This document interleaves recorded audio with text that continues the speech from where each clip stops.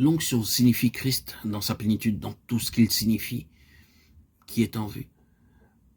Cette dernière déclaration dans Apocalypse 19:10 récapitule tout cela et rassemble en une seule phrase le ministère prophétique depuis son origine. Je pense que le ministère prophétique a commencé le jour où il a été déclaré que la postérité de la femme écraserait la tête du serpent et qu'il s'est prolongé par Enoch qui a prophétisé « Voici, le Seigneur est venu » Jude 14.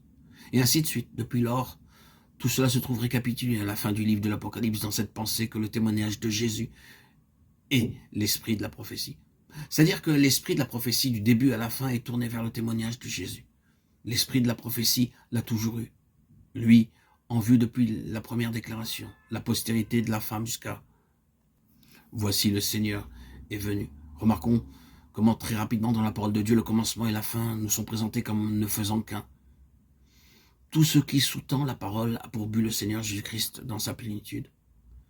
Il a donné des prophètes jusqu'à ce que nous parvenions à la plénitude de Christ.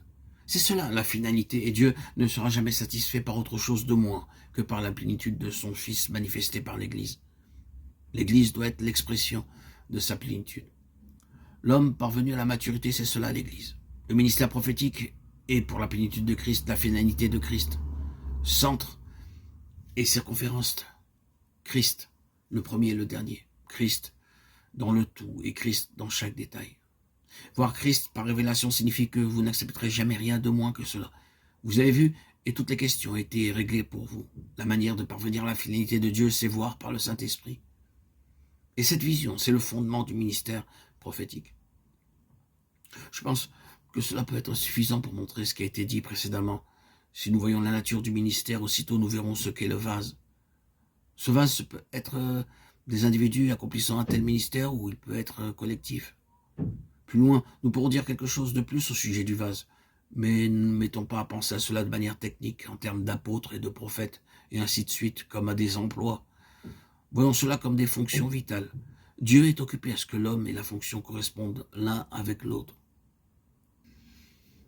Il ne se préoccupe pas de l'homme et de son professionnalisme, ni de sa position officielle avec un titre, quel qu'il puisse être.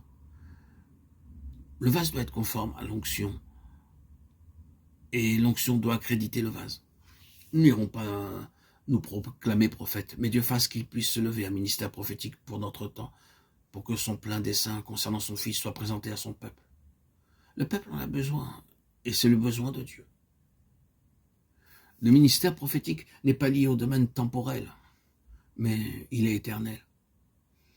Il tire son origine des conseils éternels de Dieu.